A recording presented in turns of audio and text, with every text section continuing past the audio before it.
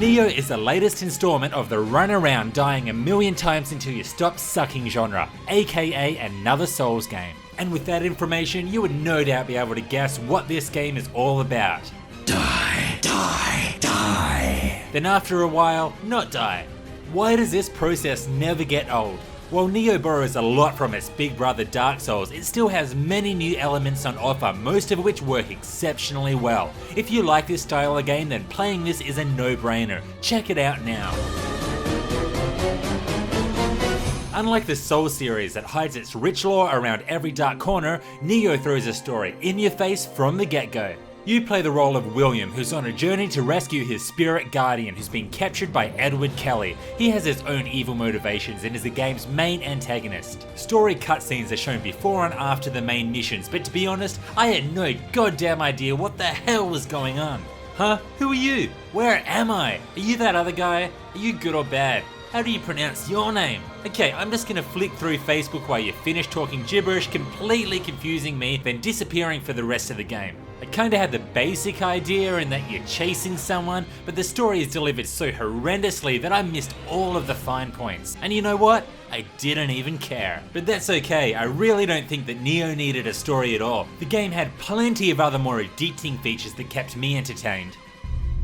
Nioh is set during the year 1600 in Japan over several regions. Each of these regions have a few main missions and some more optional sub-missions to take on. To leave each mission, you need to complete the objective, which is usually killing the boss at the end of the mission. There are a lot of missions here, and this game will keep you busy for hours, especially if you take on the New Game Plus. The overall mission system works well, but there's something about the connected regions of Dark Souls that really helps create atmosphere. I was left desiring this from Nioh, particularly with the hit and miss level design. The levels are great in the way that there's heaps to explore.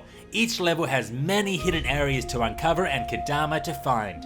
And Kadama are like little green midget fetus creature thingies. They provide passive bonuses such as more total healing items for the area. But there's a downside to this level design. The atmosphere is lacking much of the time. Maybe this is because the locations aren't directly connected, or maybe it's due to the levels that look pretty much the same. I mean, there's only so many old Japanese villages, forests, or dark caves that one can handle before things get repetitive. I can clearly remember most of the sections in Dark Souls, but Nioh, they all kind of blend into one. I understand that this is based on Japan in a particular era, but I wanted more variation. As expected, the gameplay is very Soulsy. Bonfires are replaced with shrines and souls are replaced with Amrita, which kinda sounds like a stripper name. Amrita.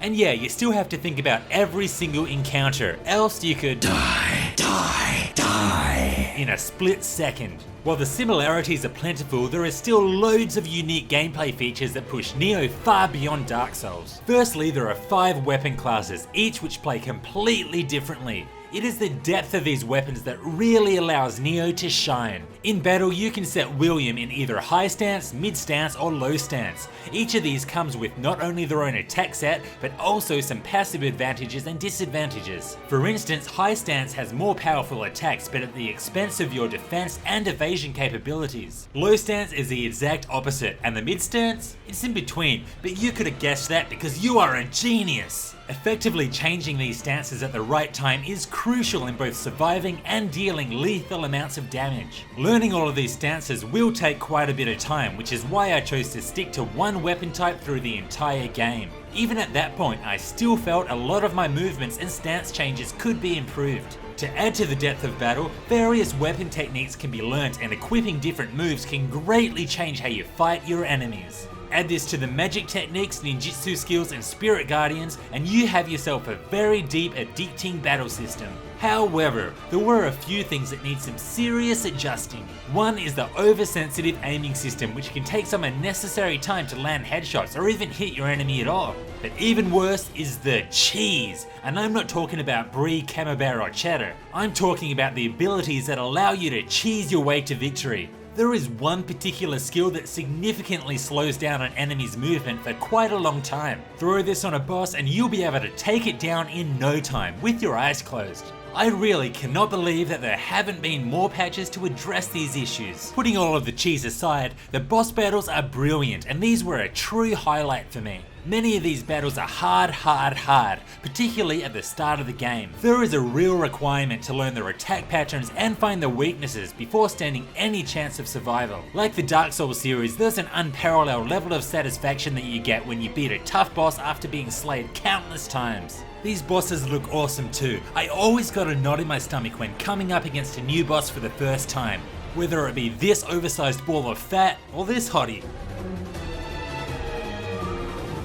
Another big difference from Dark Souls is the emphasis on loot. You will gather a lot of loot, sometimes several pieces of equipment from one regular enemy. You will need to invest a lot of time in comparing equipment and finding what will be the best to suit your style. This will require you to carefully examine both the equipment space stats, such as defense and weight, as well as the passive skills that are attached to each piece of equipment. Think Diablo style of collecting and comparing. If you ignore this aspect, you are going to have a really hard time. So if investing time into item management isn't your thing, then this game might not be for you, which would be a crying shame. Die, die, die.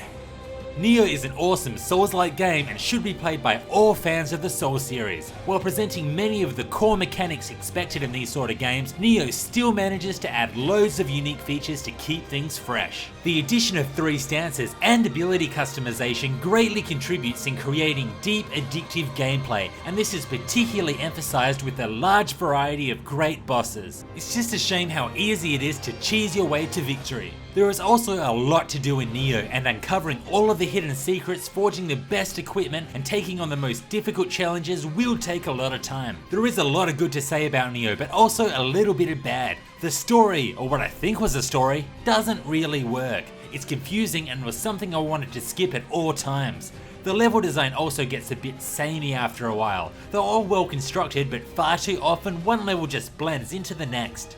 But in the end, the positives outweigh the negatives. Nioh is a damn solid game and will keep you busy for hours. Go check it out now. This was Hellfire RPGs, thanks for watching. If you liked this, like, subscribe, and check out some of my other videos. See you next time.